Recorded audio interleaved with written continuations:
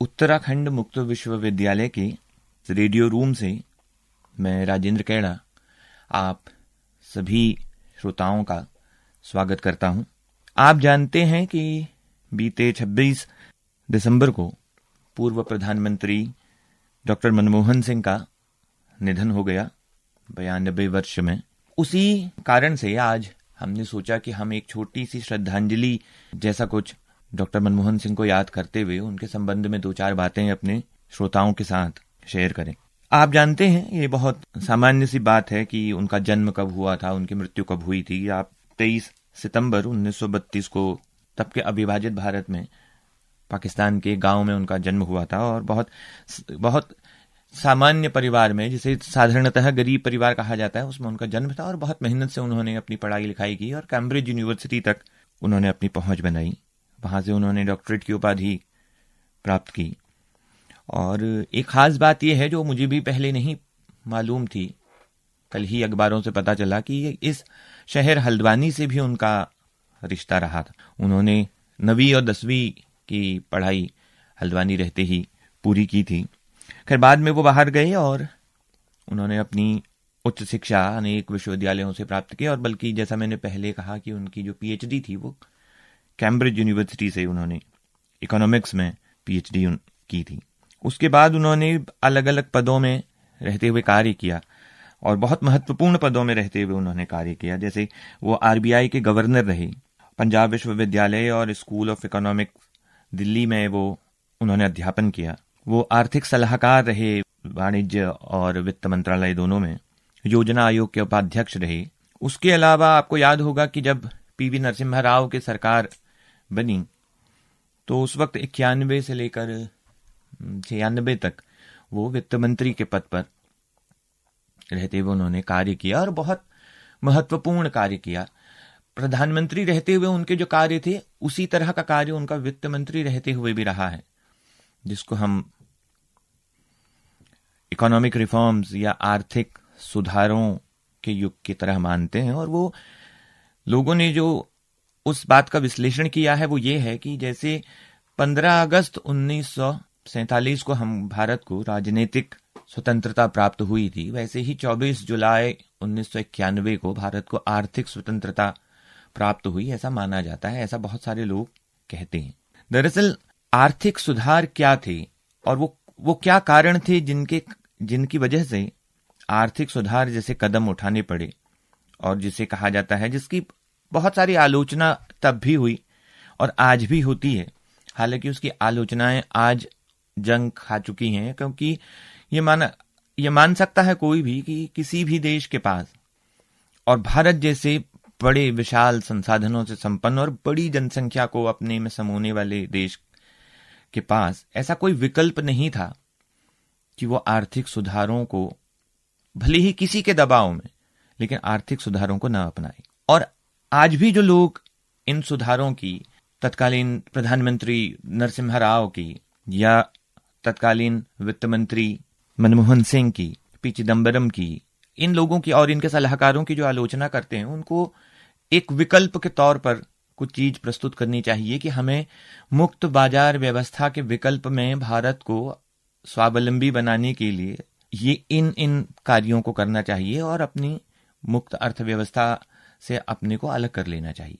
ये कोई विकल्प अगर किसी के पास हो तो उनको जरूर ये बात इस वक्त के प्रशासन को, इस वक्त के शासन को बतानी चाहिए। देखिए, जब हम 1991 के रिफॉर्म्स की बात करते हैं तो हमको देखना पड़ता है कि वो क्या कारण थे कि भारत को उस आर्थिक उदारीकरण को अपनाना पड़ा था। आप अगर उस समय के वैश्विक परिवेश को देखेंगे, उस वक्त के जो है वो ग्लोबल एनवायरनमेंट को देखेंगे तो 3-4 बड़ी चीजें हमें साफ दिखाई देती हैं और उनका स्पष्ट प्रभाव जो है वो भारत के आर्थिक संसाधनों पर पड़ रहा था, भारत की आर्थिक स्थिति पे पड़ रहा था। वो कुछ कारण तो वैश्विक थे यानी ग्लोबल थे और कुछ जो है वो इंटरनल थे, जो जिसका संबंध केवल भारत देश से था। कुछ कारणों को जिनको विद्वानों ने बताया है, अध्ययनकर्ताओं ने, शोधकर्ताओं ने हमारे सामने रखा है, मैं आपसे शेयर करता हूं। 1989 में जो यूरोप का बड़ा संघ था, जिसमें बहुत सारे देश थे, जिसमें जर्मनी था, स्वीडन था, बहुत सारे देश थे, उन्होंने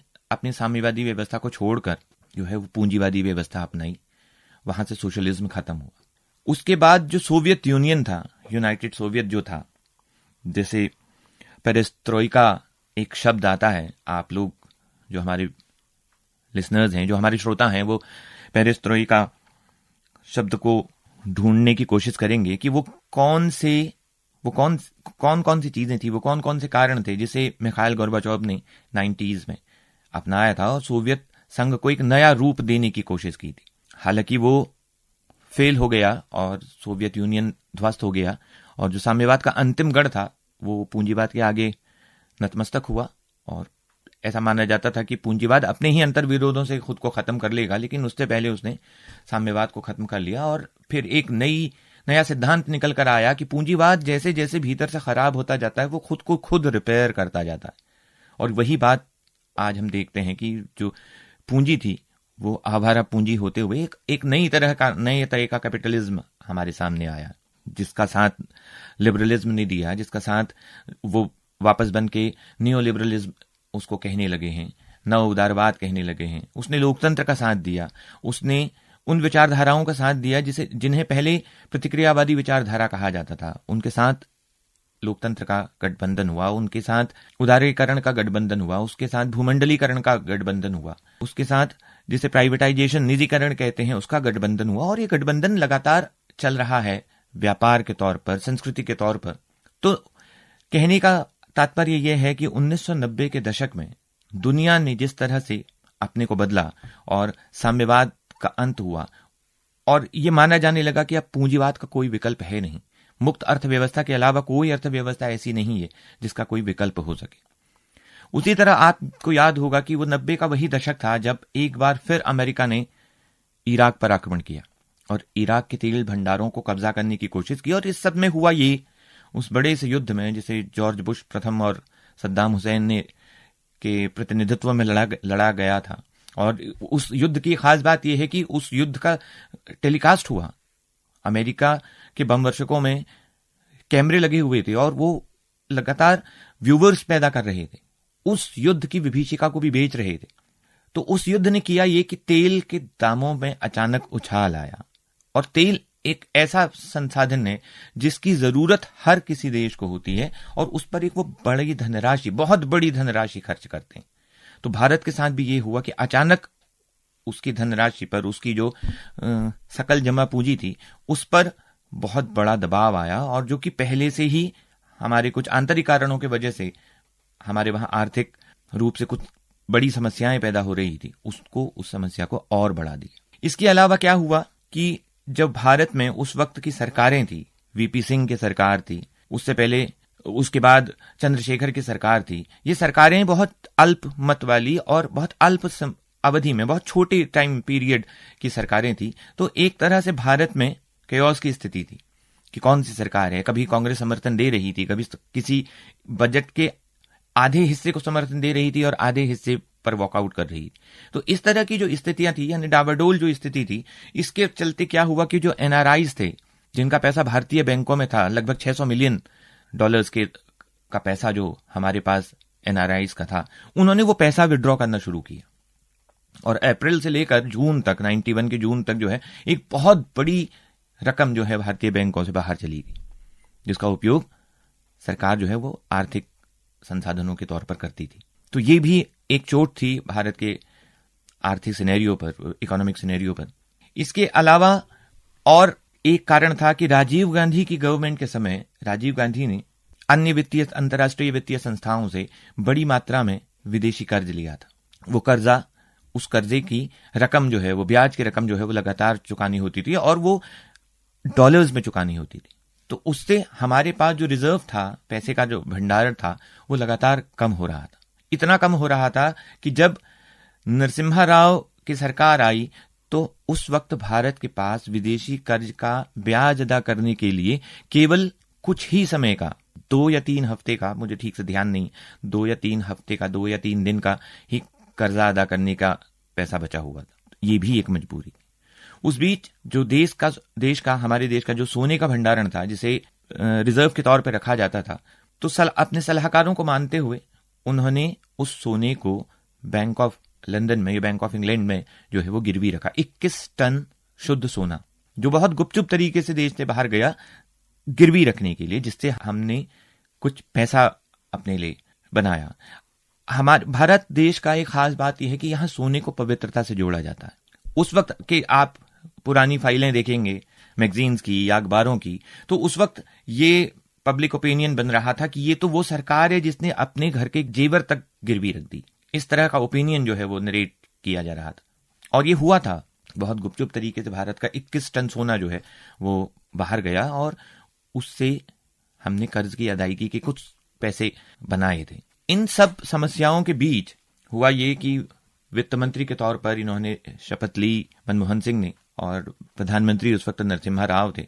तो एक नए आर्थिक सुधारों की हमको जरूरत थी, एक ऐसे आर्थिक सुधार जिसमें जो नेहरू के आर्थिक मॉडल को, वो आर्थिक मॉडल जिसको नाम दिया जाता है कोटा परमिट राज, कोटा परमिट लाइसेंस राज जिसे कहा जाता है, तो उन आर्थिक कार्यक्रमों के अलावा हमको ऐसे कार्यक्रमों की जरूरत थी जिसमें बाजार में, और ये केवल हम नहीं कह रहे थे, ये अंतर्राष्ट्रीय नियम कह रहे थे। उस वक्त की जो अंतर्राष्ट्रीय संस्थाएं थी, जो बड़ी व्यापारिक संस्थाएं उनको जिनको डील कर रही थी, वो चाहते थे कि भारत जैसा बड़ा देश जिसमें करोड़ों लोग निवास करते हैं, वहां बाजार खुले और वहां से कंज्यूमर पैदा हो। ये किसी एक पार्टी, किसी एक राजनेता या किसी एक दल या विचारधारा का नियम नहीं था। ये दरअसल उस पूंजी का नियम था जो दुनिया को संचालित करती, और हमने अपना बाजार खोला। इसके लिए बहुत सारे आर्थिक सुधार करने पड़े, जैसे हमने जो है वो, जिसे आयात शुल्क कहते हैं, जिसे एक्सपोर्ट टैक्स कहते हैं, एक्सपोर्ट ड्यूटी कहते हैं, और जिसे कस्टम ड्यूटी कहते हैं, या जिसे एक्सपोर्ट लाइसेंस कहते हैं, इन सब में ढील देनी शुरू की। कई प्रतिशत तक हमने कस्टम ड्यूटी को घटाया, कई प्रतिशत तक हमने एक्सपोर्ट टैक्सेस को घटाया, ताकि हमारा जो आयात निर्यात है वो बढ़े, और हमको उस एक्सपोर्ट से, उस आयात से डॉलर्स में पैसा मिलना शुरू हो, ताकि हमारा भंडारण भरे। और ये आर्थिक उदारीकरण का जो मामला था, इकोनॉमिक रिफॉर्म्स का जो मामला था, इसको संसद में पेश किया गया। और इसकी खास बात यह है कि उस वक्त के सारे दल, जिसमें अपोजिशन में भारतीय जनता पार्टी शामिल थी, कांग्रेस शामिल थे, और बहुत सारे और छोटे दल शामिल थे, उन सबसे सामान्य बातचीत के बाद जो है वो इसका मसौदा तैयार किया गया और उसे रखा गया। इसकी बहुत मनोरंजक कहानी यह है कि जब पहला मसौदा उस बजट का तैयार किया गया आर्थिक उदारीकरण का, तो नरसिम्हा राव की तत्कालीन छवि को देखते हुए कुछ साम्यवादी नजरिया उसमें रखा गया, कुछ सोशलाइट दृष्टि उसमें थी। जो पहला मसौदा मनमोहन सिंह ने तैयार किया था, उसको देखकर एक बहुत शानदार किताब है, हाफ लायन, विनय सीतापति की लिखी हुई किताब है, जो पेंगुइन से 2016 में छपी थी। आप उसको देखेंगे, उसमें 2 चैप्टर्स हैं, जिसमें जो 1991 की इकोनॉमिक कंडीशन थी उसको लेकर 2 चैप्टर्स हैं। एक तो 1991 तक का पर है, और दूसरा 92 से 96 तक। आप उन चैप्टर्स को देखेंगे तो उसमें आपको ये कहानी बहुत अच्छे से मिलेगी। इसी तरह एक और शानदार किताब है गुरुचरण दास की, इंडिया अनबाउंड, जो 2000 में पेंगुइन से ही छपी थी, और बाद में 2012 में उसका जो है पुनर्संस्करण आया था। इन दोनों में ही वो कहानी आपको मिलेगी। और अगर इसका एक और क्रिटिकल एनालिसिस आप पढ़ना चाहेंगे तो CSDS, जो विकासशील समाज अध्ययन पीठ नई दिल्ली है, उससे एक बहुत मुकम्मल सी किताब अभय कुमार दुबे के संपादन में निकली थी, भारत का भूमंडलीकरण। 2003 में उसका प्रकाशन हुआ था, और बाद में 2015 या 16 में उसका वो रिप्रिंट हुआ है। आप इन तीनों किताबों को देख सकते हैं। इन तीनों किताबों में आपको ये कहानी बहुत मनोरंजक तरीके से, बिल्कुल फिक्शन के तरीके से आप पढ़ेंगे। उसमें जो पहला मसौदा तैयार किया था मनमोहन सिंह ने, उसको पढ़कर नरसिम्हा राव जो है वो बहुत आहत हुए, बोले कि क्या मैंने इसके लिए तुमको वित्त मंत्री बनाया? तो मनमोहन सिंह ने दूसरा ड्राफ्ट उसका तैयार किया, और दूसरा ड्राफ्ट वही ड्राफ्ट था जिसने भारत में आर्थिक सुधार किए थे। उसको पास कर पाना, उसके लिए सब लोगों को तैयार कर पाना बहुत मुश्किल था। इसके लिए कैबिनेट सचिवों की एक बड़ी बैठक सभी कैबिनेट सचिवों की मनमोहन सिंह के साथ की गई। मनमोहन सिंह जानते थे कि ये सारे कैबिनेट सचिव बहुत समझदार लोग हैं और बहुत डीपली चीजों को देखने वाले लोग हैं, और ये इतने जल्दी इतने बड़े परिवर्तनों के लिए तैयार नहीं होंगे। तो मनमोहन सिंह ने उस वक्त उनसे एक फेक नरेटिव उनके सामने रखा और कहा कि प्रधानमंत्री का मैंडेट मेरे पास 100% प्रधानमंत्री का मैंडेट है, और आप लोग अगर इससे सहमत नहीं है तो कोई बात नहीं, हम आपके लिए दूसरा काम देख लेंगे। यानी एक तरह से उन्होंने ये बोला कि अगर आप इससे सहमत नहीं होंगे तो हम आपका विभाग जो है वो बदल देंगे, आपको दूसरे सचिव से हटाकर किसी और जगह रख। तो कोई नहीं चाहता था कि वो इतनी बड़ी पोस्ट को, इतने बड़े पद को गवाए, और उन सभी लोगों ने उस पर हामी भरी। और भारत जो है 24 जुलाई 1991 को आर्थिक उदारीकरण, जिसको एलपीजी भी कहते हैं, एलपीजी मतलब होता है कि लिबरलाइजेशन, प्राइवेटाइजेशन एंड ग्लोबलाइजेशन, इस रास्ते में चल पड़ा। हालांकि इसकी लंबी कहानी है, इसकी आलोचनाएं होती हैं, उस समय भी इसकी बहुत गहरी आलोचनाएं की। मार्क्सवादियों ने इसकी बहुत गहरी आलोचना की, कहा कि ये विश्व पूंजीवाद के सामने भारतीय सरकार ने जो है वो घुटने टेक दी। लेकिन जैसा कि मैंने पहले कहा कि इसका किसी भी तरह का कोई विकल्प हमारे पास नहीं था, आज भी नहीं था, और अपने तमाम इफ और बट के बावजूद भी ये व्यवस्था आज चल रही है, और ना केवल चल रही है। इस वक्त भारत, जो कि कहा जाता है कि 1991 में जिस भारत की इकोनॉमी जो है वो $250 बिलियन, 260-266 बिलियन डॉलर के आसपास थी, आज 30 साल बाद उसी भारत का जो इकोनॉमी है उसे 4 ट्रिलियन के आसपास का माना जाता है। सामान्य आदमी आर्थिक उदारीकरण को नए चैनल्स, केबल टीवी से जोड़ता है, कुछ लोग नए कंप्यूटर क्रांति से जोड़ते हैं, कुछ लोग मोबाइल क्रांति से। ये सारी चीजें जो एक साथ ही 10 सालों में भारत में बड़ा परिवर्तन आया, और ये परिवर्तन जितना पूंजीवाद के नकारात्मक पक्षों को अपने साथ रखता था, उतना ही सकारात्मक पक्ष को भी अपने साथ रखता था। और सकारात्मकता ये थी कि हमने जो मैंने कहानी आपको पहले ही आपके सामने रखी थी कि हमने अपने देश का 21 टन सोना जो है वो विदेश में गिरवी रखा, हम उस सोने को वापस लाए। इतने कैपेबल भारत हो गया कि भारत उस सोने को वापस लाया, और भारत में हालांकि आज भी विदेशी कर्ज की बड़ी रकम हमारे सिर पर है, लेकिन भारत अब भी जो है वो लगातार आर्थिक सशक्तिकरण की तरफ बढ़ रहा है। ये आप बार बार सुनते हैं कि अब हम $5 ट्रिलियन की इकोनॉमी के पास चले जाएंगे। तो ये सारा संभव जो हुआ वो इन आर्थिक उदारीकरण, इसके पीछे बड़ा कारण है। अगर आप, जैसा कि मैंने आपको बताया कि कुछ किताबें मैंने आपके साथ शेयर की थी, कुछ किताबें सजेस्ट की थी, अगर आप चाहें तो उन किताबों को देख सकते हैं। बहुत मनोरंजक, बहुत इंटरेस्टिंग अध्ययन है उसमें। अगर आप उन आर्थिक उदारीकरण को, जिनके बारे में मैं बात कर रहा हूं, उसका एक अच्छी क्रिटिक पढ़ना चाहेंगे तो मैं एक और किताब आपको सजेस्ट करना चाहूंगा, द मार्केट दैट फेल्ड। ये किताब 2002 में लेफ्ट वर्ल्ड पब्लिकेशन नई दिल्ली से छपकर आई थी। The market that failed CP Chandrasekaran और जयंती घोष की लिखी हुई ये किताब है। आप इस किताब को पढ़ेंगे और इसमें बहुत मजबूत और बहुत ही मुकम्मल आलोचना जो है वो इकोनॉमिक रिफॉर्म्स की हुई। मनमोहन सिंह को जब हम याद करते हैं तो कुछ और कार्यों के लिए भी याद करते हैं। एक तो 1991 के आर्थिक सुधारों के लिए, उसके अलावा आरटीआई एक्ट जो 2005 में पास हुआ था और जिसने जनता और नौकरशाहों के बीच में, जनता या सत्ता के बीच में, जनता और प्रशासन के बीच के संबंधों को एक बारगी बिल्कुल बदल दिया। उससे पहले हुआ ये करता था कि हर ऑफिसर, हर सत्ताधारी या हर जो भी प्रशासक था या नौकरशाह था, वो किसी भी जनता द्वारा मांगी गई किसी भी सूचना को अति गोपनीय या गोपनीय कहकर खारिज कर देता था। आरटीआई एक्ट के तहत अब हमारी पहुंच बहुत सारी गोपनीय कही जाने वाली सूचनाओं तक है जो वास्तव में गोपनीय होती नहीं। हालांकि इस एक्ट का सबसे ज्यादा खामियाजा जो है वो खुद मनमोहन सरकार को भुगतना पड़ा, बहुत सारी सूचनाएं निकल कर बाहर आईं, लेकिन फिर भी आरटीआई एक्ट को भारत के राजनीति परिदृश्य में एक बड़ा मुकाम माना जाएगा।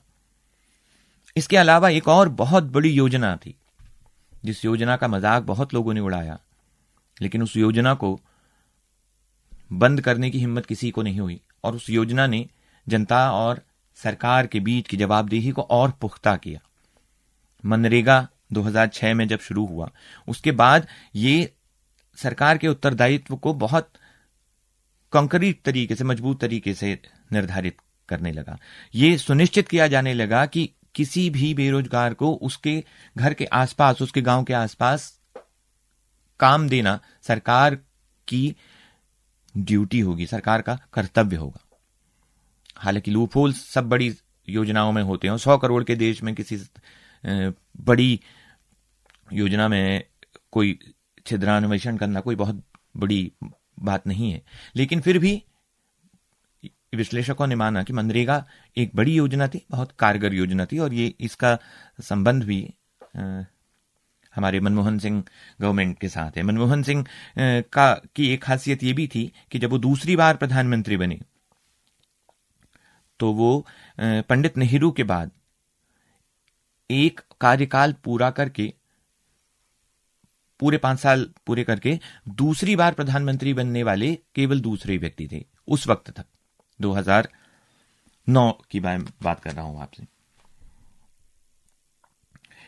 ये वो खासियत हैं जो मनमोहन सिंह के नाम के साथ जुड़ी हुई है, जिसने भारत के आर्थिक संबंधों को, राजनीतिक संबंधों को और नागरिक संबंधों को बहुत सकारात्मक तरीके से प्रभावित किया और बहुत दूरगामी तरीके से प्रभावित किया। हालांकि आप जानते हैं कि मनमोहन सिंह की गवर्नमेंट के साथ जो है वो 2G स्पेक्ट्रम स्कैंडल और वो कोल स्कैंडल भी शामिल है। ये भी उनके ही नाम चढ़ा हुआ है। इसके बावजूद दुनिया के सबसे 2005 में जब एशियान सम्मेलन हुआ था, तो वहां हमारे देश के प्रधानमंत्री का जब तारुफ कराया गया, उसका जब इंट्रोडक्शन दिया गया, तो उस वक्त के सबसे अधिक शिक्षित प्रधानमंत्री, दुनिया भर में सबसे अधिक शिक्षित प्रधानमंत्री के तौर पर उनका इंट्रोडक्शन दिया गया। तो ये कुछ खासियत थी जो मैं मनमोहन सिंह, पूर्व प्रधानमंत्री डॉक्टर मनमोहन सिंह को श्रद्धांजलि स्वरूप याद करते हुए मैंने आप सबके सामने अपनी ये बात रखी, अपनी श्रद्धांजलि दी। और अभी 3 दिन पहले ही 26 दिसंबर 2024 को उनका निधन हुआ था, और आज उनका अंतिम संस्कार हो चुका होगा अब तक। तो हम सभी बहुत कृतज्ञता से और पूरे विश्लेषणात्मकता से पूर्व प्रधानमंत्री डॉक्टर मनमोहन सिंह को याद करते हैं, और साथ ही ये विश्वास दिलाते हैं कि किसी भी राजनीतिक मुखौटे या किसी भी राजनीतिक विचारधारा से अलग होकर हर व्यक्ति का एक विश्लेषण होना चाहिए, उसकी कमियों को और उसकी अच्छाइयों को, उसकी उचित व्यवहारिकता को सामने रखना चाहिए। और ये विश्लेषण किसी व्यक्ति का न होकर एक राष्ट्र का विश्लेषण बन जाता, तब ये किसी व्यक्ति का विश्लेषण न होकर राष्ट्र का विश्लेषण बनता है।